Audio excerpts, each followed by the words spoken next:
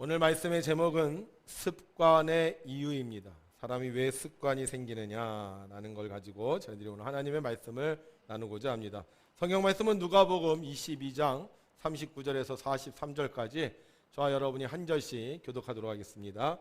예수께서 나가사 습관을 따라 감람산에 가심에 제자들도 따라갔더니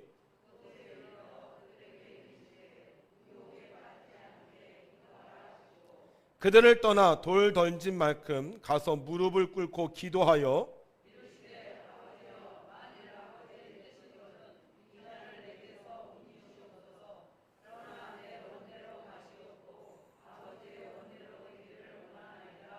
함께 있습니다. 천사가 하늘로부터 예수께 나타나 힘을 더하더라. 아멘. 급변하는 세상 속에서 하나님을 잊지 않고 오늘도 하나님께 나와 예배하는 여러분들을 하나님께서 기억하시고 여러분들의 인생 속에 반드시 좋은 것으로 갚아주실 줄을 믿습니다. 특별히 우리가 예배할 때 세상의 걱정과 두려움은 사라지고 하나님의 평화와 풍성한 축복이 임하게 될 줄로 믿습니다. 백설공주가 어느 날 집에 있는데 노파로 변장한 마녀가 이 백설공주를 찾아왔습니다. 그리고 백설공주에게 사과를 건네세요. 이 사과를 먹어요. 백설공주는 그 사과를 받아서 한 입 베어 물었습니다. 그 다음에 어떻게 돼야 되죠? 죽어야 되잖아요. 근데 백설공주가 안 죽는 거예요. 이 독이 묻힌 사과를 줬으니까 그걸 딱 먹으면 탁 쓰러져야지 이 스토리가 쫙 진행이 되는데 이 백설공주가요 그 사과를 좀 맛있게 먹는 거예요. 왜 안 죽었을까? 코로나 때문에요. 백설공주가 손 소독하고요 사과를 받아서 깨끗이 씻어 갖고 먹었대요. 그래서 안 죽었대요, 여러분. 이 코로나가요 이 백설공주 이야기도 바꾸게 할 것 같아요. 여러분, 세상이 모든 게 다 바뀌어도요 바뀌지 않는 게 하나 있습니다. 그것은 바로 우리를 향하신 하나님의 사랑입니다. 어떠한 일이 있어도 무슨 일이 있어도 하나님은 여러분들을 사랑하시는 줄로 믿습니다. 또한 우리도 어떤 일이 있어도 무슨 일이 있어도 하나님을 사랑하는 것은 변하지 않을 것입니다. 그래서 우리 오늘 두 손 들고 할렐루야로 하나님 찬양하겠습니다. 할렐루야! 아멘. 하나님께서 여러분들을 통해 영광 받으실 줄로 믿습니다. 오늘 말씀의 제목은 습관의 이유입니다. 습관의 이유. 사람에게는 저마다 다 습관이 있어요. 어떤 사람은 이렇게 다리 떠는 습관이 있는 사람이 있고, 어떤 사람은 밥을 먹은 다음에 커피를 마시는 습관이 있습니다. 어떤 사람은 껌을 씹을 때 딱딱딱딱 껌을 소리 내서 씹는 습관이 있는 사람이 있고, 어떤 사람은 설교를 들을 때 조는 습관이 있는 사람들도 있습니다. 자, 그런데 왜 이런 습관을 가지게 될까? 이 습관은 오랫동안 시간이 지나면서 나에게 익숙해진 몸의 태도인데요. 이 습관을 도식으로 나타나면 이렇게 그림을 보여줄 수 있어요. 일단 어떤 신호가 와요. 그럼 이 신호가 오면 그 신호를 해결하는 열망을 갖게 됩니다. 그리고 그 열망을 가지고 어떤 행동을 하게 되는데, 이 어떤 행동을 통해서 사람들이 보상감을 느끼는 거야. 내가 이걸 해결했다. 예를 들면 갑자기 막 불안해지는 마음이에요. 갑자기 뭘 해야 되는데 불안해, 막 걱정이 되고 염려가 돼. 그럼 사람들이 이 불안감에서 벗어나려고 막 그 열망합니다. 어떻게 하면 이 불안감에서 벗어날 수 있지? 그러다가 자기도 모르게 손톱을 깨밀어요. 그리고 그걸 계속 깨밀다 보면 어떻게 되냐면 자기의 이 열망이 손톱을 깨미는 행위를 통해서 내가 이 불안감이 사라진다는 그런 만족감을 느낀다는 거예요. 그래서 자기도 모르게 이게 오랜 세월 동안 시간이 지나가면 어떻게 되느냐? 그 습관이 된다는 거죠. 우리가 밥을 먹잖아요. 밥을 먹고 나면요, 다 먹고 나면 그래도 뭔가 허전한 게 있어요. 이게 좀 풍성하게 채워져야 되는데 그냥 밥만 먹은 것 같은 기분이 생겨서 뭔가 이 밥을 먹고 나서 내가 좀 아주 편안하고 좀 럭셔리한 모습을 좀 가졌으면 좋겠다라는 그런 열망을 갖게 됩니다. 그래서 뭘 마셔요? 커피를 한 잔 딱 마셔. 그럼 굉장히 마음이 편안해지면서 내가 좀 럭셔리해진 것 같은 그런 느낌을 가지는 거예요. 그래서 이게 계속 반복되다 보면 이 사람 밥 먹고 나면 꼭 뭘 먹어야 돼요? 커피를 마셔야 된다는 거죠. 저에게도 한 가지 습관이 하나 있었어요. 지금은 없어졌지만 그 습관이 뭐였냐면, 계절이 바뀌잖아요. 그 계절이 바뀌면 제가 사무실을 이렇게 다 뒤집어 엎어요. 막 책상 여기 왼쪽에 있는 걸 오른쪽이고 옮기고, 책장 여기 있는 걸 막 저쪽으로 옮기고, 막 그런 습관이 저한테 있었어요. 근데 제가 왜 그 습관이 생겼냐 하면, 계절이 바뀌잖아요. 봄에서 여름이 되고 여름에서 가을이 되고 가을에서 겨울이 되면 세상의 모든 건 다 변하는 것 같아요. 그런데 나만 안 변하는 것 같아요. 세상에는 꽃이 피고 세상에는 열매를 맺고 막 성장을 하고 있는 것 같은데 나는 그냥 옛날 그 모습 그대로인 것 같아요. 그래서 제가 마음속에 그런 열망이 생겨. 뭔가 좀 내가 변화되고 내가 뭔 좀 성장된 그런 기분을 좀 느낄 수 있는 방법이 없을까. 그러다가 제가 찾아낸 게 뭐냐면 책상을 바꾸는 거야. 이렇게 이쪽에 있던 책상을 이쪽에 갖다 놓고 이쪽에 있던 책장을 저쪽으로 옮겨 놓고, 그래서 이 사무실 분위기가 다 바뀌면요 제가 어떤 보상을 느끼냐면 그래도 뭔가 변화됐다, 좀 뭔가 좋아졌다, 이런 느낌을 느끼는 거예요. 아마 여러분들 중에도 이 계절 바뀌면 가구 배치 다시 하는 분들 있죠. 아마 저하고 비슷한 분들이 아닐까. 그래서 사람들은 어떠한 문제가 생겼을 때, 어떤 신호가 왔을 때 그것을 해결하기 위한 방법으로 행동을 하다가 그 행동이 결국 뭐가 된다? 습관으로 고착화되게 된다는 거죠. 자, 그런데 오늘 성경에 보게 되면 예수님도 습관이 하나 있었어요. 뭐였죠? 예수님의 습관? 감람산에 가는 습관인데, 이 감람산에 가는 건 뭐 밥 먹고 소화시키러 간 게 아니라 바로 기도하시러 갔다는 거죠. 그러니까 예수님의 습관은 뭐였다? 기도하러.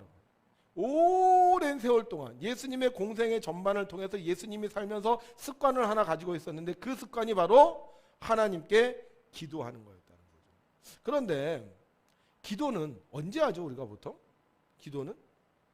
여러분 기도 언제 하세요? 내가 원하는 대로 일이 해결이 안 될 때 우리가 기도하지 않습니까? 이 문제를 어떻게 좀 잘 됐으면 좋겠는데 내 능력으로는 이 문제를 잘 해결할 수 없다고 생각할 때 우리가 기도하지 않아요? 그러면 예수님이 기도를 한다, 이게 좀 뭔가 맞지 않잖아요. 예수님은 하나님이시잖아요. 예수님은 하나님이시기 때문에 모든 것을 다 할 수 있고 모든 것을 다 아시고 모든 것을 다 하나님의 주권에 의해서 세상을 통치하는데 예수님이 기도를 한다, 이건 좀 뭔가 맞지 않는다는 거예요. 만약에 우리들 중에 어떤 분이 백화점 사장님이에요. 백화점 사장님이 될 분도 있어요. 그래서 여러분들이 이제 백화점을 하나 커다란 거 운영을 해요. 그러면 백화점에 가면 뭐 옷도 있고 뭐 가전제품도 있고 뭐 여러 가지 것이 있습니다. 그럼 백화점 사장님은 그냥 가서 옷 입고 싶으면 옷 입으면 되고 가전제품 갖고 가고 싶으면 갖고 가면 되는 거예요. 그런데 백화점 사장님이 나 저 옷을 갖고 싶습니다. 저 옷을 주십시오. 저 가전제품을 갖고 싶습니다. 저 가전제품을 주십시오. 이게 말이 되냐는 얘기죠. 안 되죠. 예수님이 누구세요? 하나님이시잖아요. 그럼 예수님은 기도할 필요가 없다는 거예요. 왜? 다 하실 수 있고 다 가질 수 있고 다 예수님 것이기 때문에. 그런데 왜 예수님이 기도를 하셨을까? 자, 예수님이 원래는 하나님이셨어요. 전지전능한 하나님이셨고 천지를 창조하신 하나님이셨습니다. 그런데 이 예수님이 하나님이셨던 예수님이요, 인간의 몸을 입고 인간이 되셨어요. 이거 우리가 뭐라 그러죠? 성육신이라고 그러죠. 성육신. 그러니까 하나님이 인간이 되셨어요. 그러면 인간이 되신 예수님이 뭐가 달라졌을까? 전지전능하시고 모든 것을 다 할 수 있었던 하나님, 삼위일체 중에 성자 하나님이 인간의 몸을 입으셨을 때 과연 예수님에게 있어서 달라진 것이 뭐였겠냐 하는 거예요. 뭐 힘을 상실했을까요? 뭐 능력을 상실했을까요? 뭐 물론 옛날처럼 뭐 이렇게 어느 곳에서나 계실 수는 없지만 어찌됐든 예수님은 이 땅에 사시면서도 바람과 바다를 잔잔하시게 할 수 있는 능력도 있었고 귀신을 내어 쫓을 수 있는 힘도 있었어요. 그러면 예수님에게 부족한 건 별로 없었다는 거예요. 그런데 도대체 뭐가 달라졌기 때문에 하나님이셨던 예수님이 인간의 몸을 입고 나서 습관적으로 기도를 하게 됐냐는 거죠. 우리가 이 성육신이라는 표현을요, 기독교 강요에는 비하라는 말을 씁니다. 비하라는 말은 뭐냐? 하나님이 스스로 낮아지셨다는 거예요. 천해지셨다는 거예요.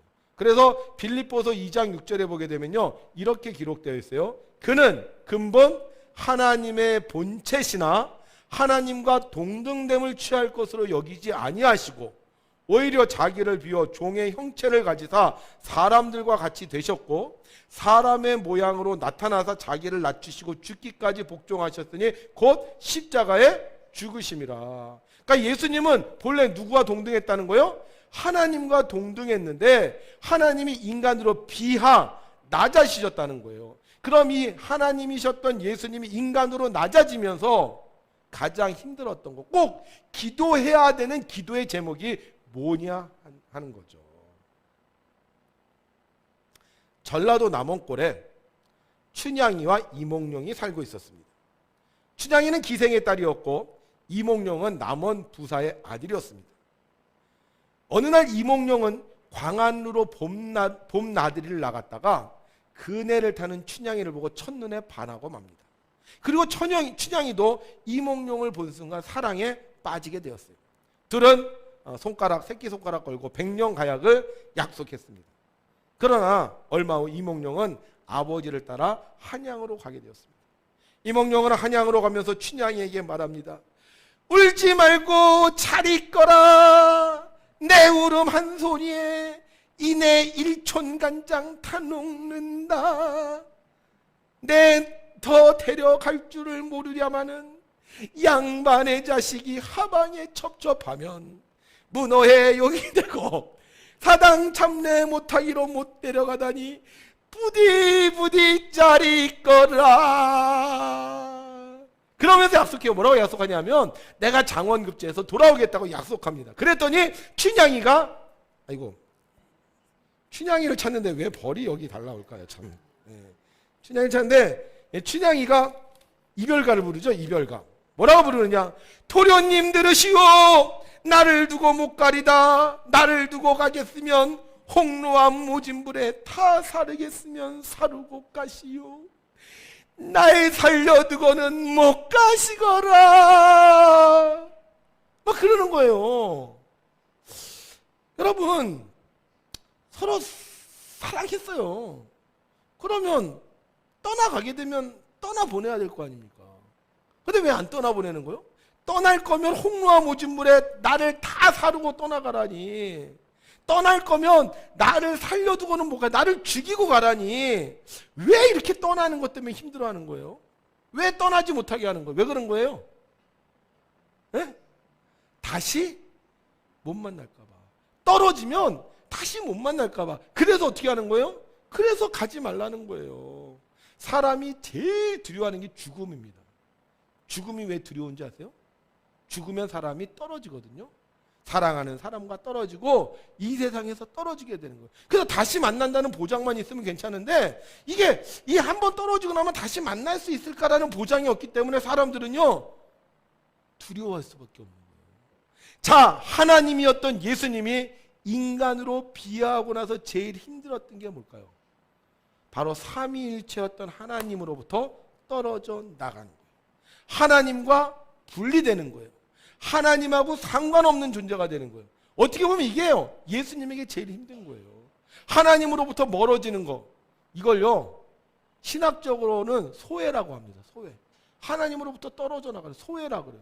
이거 성서적으로는 뭐라 그러냐? 죄라 그러는 거예요. 그러니까 하나님이었던 예수님이 인간이 되면서 예수님에게 닥친 고난이 뭐냐 하면 하나님이 아닌 하나님으로부터 떠난 하나님과는 상관없는 사람으로 떨어져 나간다는 거예요. 그래서 사탄은 예수님을 시험할 때마다 계속 이렇게 시험합니다. 뭐라고 시험하느냐?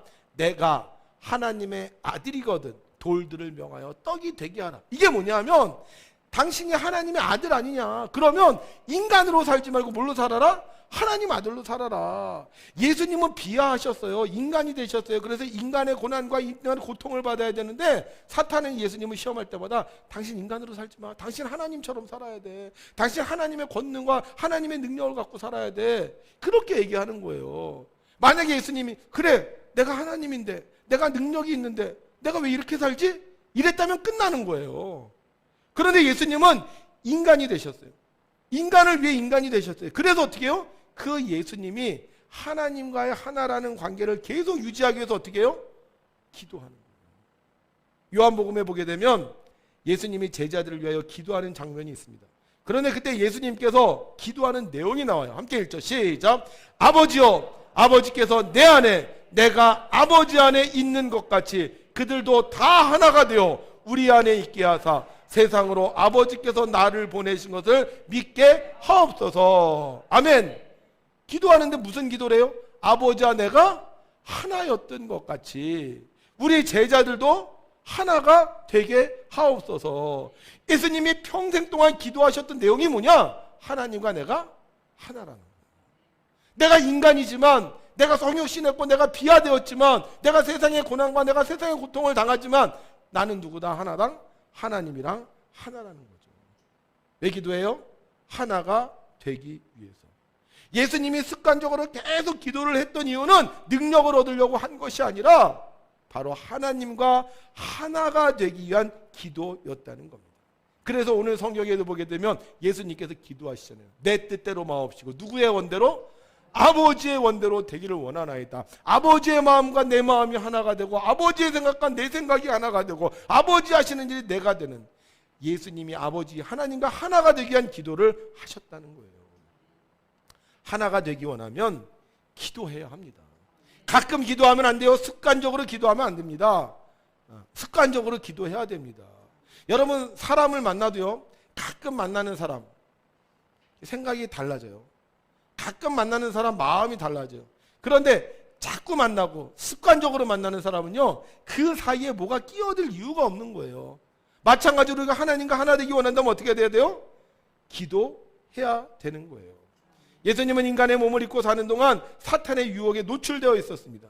그러나 예수님은 습관적으로 꾸준히 기도하셨기 때문에 네 뜻대로 살아, 네 마음대로 살아, 하나님하고 상관없이 살아라는 사탄의 유혹을 물리치고 늘 하나님의 뜻대로 사는, 하나님과 하나가 될 수 있는 삶을 누리셨던 겁니다. 여러분, 하나 되기 원하면 기도해야 됩니다. 가물에 콩나듯 기도하는 것이 아니라 습관적으로 계속 기도하면 하나님과 하나가 될 수 있고, 습관적으로 기도하면 우리도 하나가 될 수 있습니다.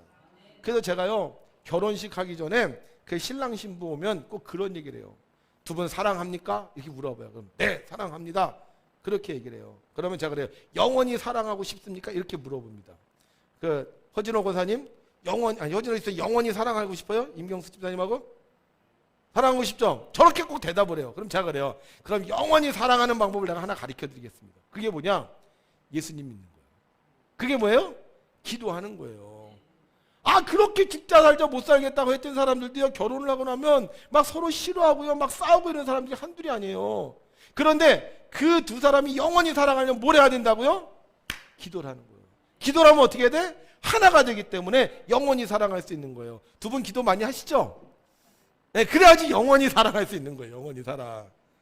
우리가 습관적으로 기도하지 않으면 가까운 사이도 멀어지는 것처럼 우리가 습관적으로 기도해야지 사탄의 유혹에 넘어가지 않고 영원한 사랑을 누릴 수 있는 겁니다.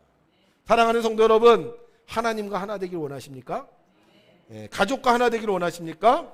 성도들과 하나 되길 원하십니까? 그러면 뭐 해야 된다고요? 기도. 어떻게? 습관적으로 꾸준히 기도해야 하는 겁니다. 믿음이 좋은 한 아가씨가 있었어요. 이 아가씨가 한 멋진 총각을 만나 결혼을 하게 됐습니다. 그래서 이 남편을 따라서 남편의 고향으로 내려가 시어머니와 함께 살게 되었는데, 문제는 뭐냐? 이 시어머니가 오랫동안 불교에 심취해 있었던 불교쟁이였어요. 시어머니는 결혼한 며느리를 불러다가 절대 교회를 나가면 안 된다고 으름장을 놓았습니다. 그렇다고 이 신앙이 좋은 이 며느리가 교회를 안 나가겠습니까? 시어머니 몰래 교회를 나갔죠. 그러다 어느 날 이 사실을 어머니가 알게 됐어요. 그래서 시어머니가 난리법석을 떨면서 남편을 불러다가 교회 다니려면 당장 헤어지라고 그렇게 막 혼쭐을 냈습니다. 어쩔 줄 몰라 하던 남편이 아내에게 간곡히 부탁을 합니다. 여보, 우리 10년만 참자. 10년이 지나면 어머니도 나이가 드시고 어머니도 어느 정도 누그러질 거니까 우리 그때 가서 교회 다니자. 그때 가면 내가 당신이 교회 다닌다 그러면 내가 어떻게든 당신을 도와줄 테니까 우리 10년만 참자. 이렇게 얘기를 했습니다. 말은 그렇게 했지만 남편은 속으로 생각하기를 이제 10년쯤 교회를 안 다니면 당연히 신앙생활을 제대로 안 하겠지, 이렇게 생각했던 거예요. 결국 아내는 가정의 평화를 위해서 교회에 나갈 수가 없었습니다. 그러나 아내는 신앙을 포기한 것이 아니었습니다.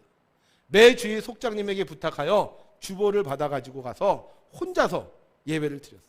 이 아내는 약국을 운영하고 있었는데 속장님을 통하여 또 매달에 11조를 꼬박꼬박 교회에다 헌금을 했습니다.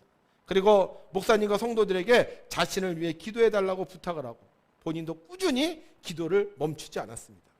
한 해, 두 해 사는 동안 3명의 남매를 낳았어요. 그녀는 자기 아이들을 교회 유치원에 보냈고 교회 행사가 있을 때마다 교회 선생님들에게 부탁을 해서 교회 발표했대. 우리 아이들 발표할 수 있도록 해달라고 그렇게 했습니다.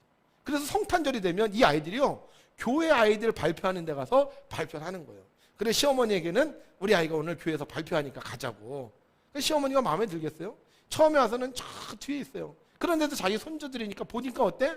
예쁘잖아요. 그러니까 한 해 뒤에 지내면서 저 맨 끝에 있던 시어머니가 맨 앞에 와서는 와, 우리 애들 잘한다 그러면서 막 기뻐하는 거예요. 그러다 보니까 이 시어머니가 어떻게 됐어요? 성탄절이면 당연히 교회 가는구나, 그렇게 이제 진행이 된 거예요. 이렇게 해서 세월이 한 해 뒤에 이렇게 흘러갔습니다. 어느 날 아내가 남편에게 정색을 하며 물었습니다. 여보, 오늘이 무슨 날인지 알아요? 그러자 남편, 오늘? 무슨 날이지? 결혼기념일인가? 누구 생일인가? 그러자 아내가 말했습니다. 오늘은 바로 당신이 약속한 10년이 되는 날이에요. 그러니 이제 허락하세요. 이제는 교회에 나가겠어요. 그동안 교회 못 나갔지만 나는 집에서 혼자 예배를 드리면서 신앙생활을 했어요. 남편은 깜짝 놀랐어요. 10년 지나 교회를 안 다녔으니 신앙생활을 다 잊어버렸을 것이라고 생각했던 것인데 그게 아니었던 것이었습니다. 남편은 어머니에게 그동안의 자초지정을 다 이야기했고 그 이야기를 들은 시어머니는 무릎을 탁 치면서 이렇게 말씀하셨습니다. 한 사람이 예수 믿어서 이렇게 잘 되었는데 우리 식구 다 예수님 믿으면 더 잘 되겠구나. 신앙생활은요, 꾸준히 해야 됩니다. 하기 싫다고 안 하고 힘들다고 안 하고 어렵다고 안 하면요, 하나님의 관계가 끊어지고 말아요. 그러나 습관적으로라도 교회에 오고 꾸준히 기도하고 말씀 들으면 하나님과 우리가 하나가 될 수 있는 겁니다. 사탄은요, 그래서 우리 거리를 자꾸 멀어뜨리려고 하는 거예요. 너 하지 마, 쉬어, 딴 거 해. 그러면서 우리의 거리를 자꾸 파고드는 것입니다. 이게 바로 죄예요, 죄. 이 죄계를 이길 수 있는 방법은 우리가 바로 꾸준히 기도하는 것입니다. 그래서 제자들에게 뭐라 그래요? 시험에 들지 않게 깨어 기도하라. 주님은 오늘도 우리 성도님들을 위해서 기도하십니다. 주님이 하나님과 하나가 되었던 것처럼 우리가 하나가 되게 해달라고, 우리가 하나님과 하나가 되고 우리 성도들이 하나가 되게 해달라고 친히 간구하고 계십니다. 우리가 주님과 하나가 되기 원한다면 우리요, 습관적으로라도 꾸준히 기도해야 되는 거예요. 여러분들의 가족이 하나가 되기 원한다면 여러분들이 꾸준히 기도해야 되는 것입니다. 자, 그러면 우리가 어떻게 이렇게 습관적으로 꾸준히 기도를 할 수 있을까? 이 습관이 생길 때는요, 반드시 뭐가 온다 그랬어요? 아까 맨 처음에 어떤 신호가 온다 그랬어요.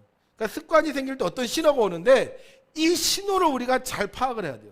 이 신호가 오면 우리가 그 신호를 딱 캐치해서 뭘 해야 된다? 기도해야 된다라고 생각을 해야 된다는 거죠. 자, 여러분, 좋은 일이 생기면 어떻게 하죠? 좋은 일이 생기면 기도합니까? 감사기도는 하지만 좋은 일은 기도보다는 주로 감사하거나 찬양을 해요. 그러면 어떤 일이 생길 때 우리가 기도를 해요? 네? 네. 찬송가 543장에 이런 찬양이 있어요. 어려운 일 당할 때 나의 믿음 적으나 의지하는 예수를 더욱 의지합니다. 세월 지나갈수록 의지할 것뿐. 무슨 일을 당해도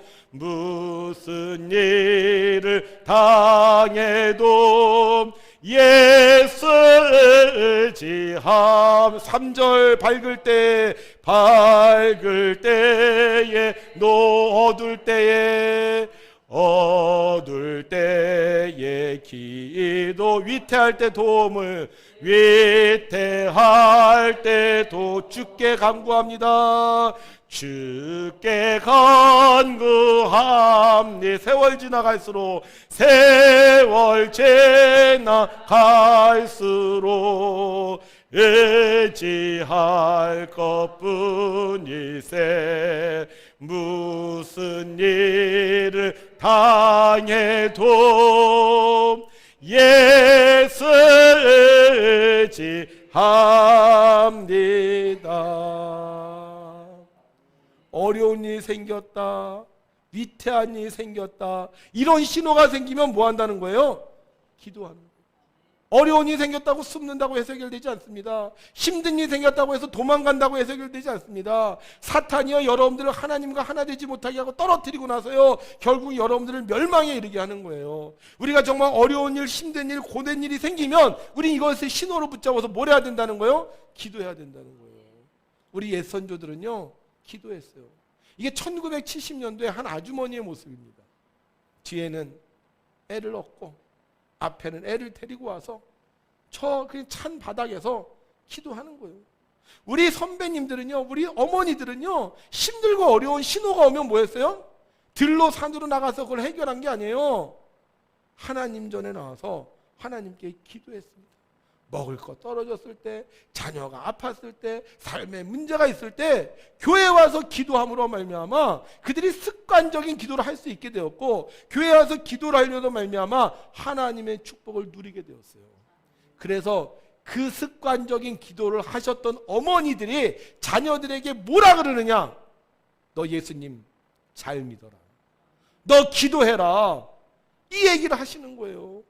우리 어머니도 기도하셨고요, 우리 어머니도요, 그런 얘기를 한두 번 넘게 하신 게 아니에요. 이 모든 신호를 받아들였을 때 세상으로 바깥으로 가신 것이 아니라 하나님께 와서 도와달라고, 하나님 떠나지 않게 해달라고 기도했더니 하나님께서 그 기도에 응답을 주셔서 그 가문이 잘 되게 하시고 그 삶이 평안한 인생이 되게 해주셨어요. 기도의 습관이 된 사람은요, 기도의 보상을 받은 사람입니다. 기도의 습관을 가지라고 말하는 사람은 기도의 보상을 받은 사람입니다. 그래서 그들은 무슨 일을 만나든지 습관적으로 기도하게 되고 그 기도의 능력을 체험하게 되는 겁니다. 얼마 전에 이 신호가 왔어요. 얼마 전에 우리에게 이 신호가 왔어요. 어떤 신호? 코로나19라는 신호가 왔어요. 갑자기 모든 사람이 두려움에 떨기 시작을 했습니다. 어떻게 하나 이러다 죽는 거 아닌가? 우리 어떤 분은 6.25 이후에 가장 커다란 공포를 느꼈다고 하는 이 신호가 우리에게 왔어요. 그런데 우리 백운교회는요, 예배드렸어요. 왜 예배드렸습니까? 습관이 되지 않았다면 예배드리지 않았을 거예요. 그런데 우리는 습관이 돼 있었어요. 힘들고 어려울 때 하나님께 가서 예배드리면 하나님께서 그 예배를 들으시고 그 예배를 보시고 축복해 주신다는 것을 알았기 때문에, 그래서 우리는 교회에 와서 예배드렸습니다. 하나님이요, 우리를 지탱해 주셨어요. 이번에 꾸준히 예배드리신 분들, 꾸준히 기도하신 분들, 꾸준히 봉사하신 분들, 하나님이요, 여러분들에게 반드시 보상해 줄 겁니다. 여러분들의 걱정과 여러분들의 두려움을 하나님께서 다 이기게 하신 것처럼 앞으로 우리가 이 세상 사는 동안 어떤 어려움이 온다 할지라도 우리가 습관적으로 기도하면 하나님과 하나가 되고 가족이 하나가 되고 교회가 하나가 되고 성도가 하나가 되어서 오히려 더 큰 능력을 얻게 될 줄로 믿습니다. 사랑하는 성도 여러분, 우리 인생을 살다 보면 이러한 신호들을 경험하게 돼요. 나라 전체적인 신호도 경험하게 되고 개인적인 신호도 오게 됩니다. 그런데 우리는 이번 기회를 통해서 분명히 알아야 돼요. 세상으로 가지 말고, 들로 산으로 가지 말고, 숨어 있지 말고, 벌벌 떨지 말고 하나님께 기도하면 하나님이 들어주신다는 거예요. 그래서 우리도 우리 후손들에게 얘기해 줄 수 있어야 돼요. 엄마가 어려움을 겪었을 때 기도했다. 그때 하나님이 들어 응답해 주셨다. 우리 믿음의 선배들이 우리에게 그 기도를 가르쳐 줬던 것처럼 우리도 그 기도의 경험을 우리 자손들에게 가르쳐줘서 하나님의 나라와 하나님의 축복과 하나님의 권세를 누리는 그러한 삶을 여러분들이 살게 될 줄로 믿습니다. 앞으로 사는 동안 이번 코로나 때 정말 꾸준히 기도하신 분들, 꾸준히 예배드리신 분들, 꾸준히 봉사하신 분들, 하나님께서 여러분들을 축복하셔서 무슨 일을 만나든지 만사형통하리라. 무슨 일을 만나든지 만사형통하리라.